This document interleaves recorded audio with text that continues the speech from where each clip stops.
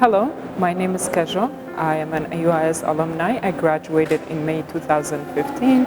I majored in business administration at AUIS. Afterwards, I moved to Japan 2 years ago in 2017 to work as an English teacher.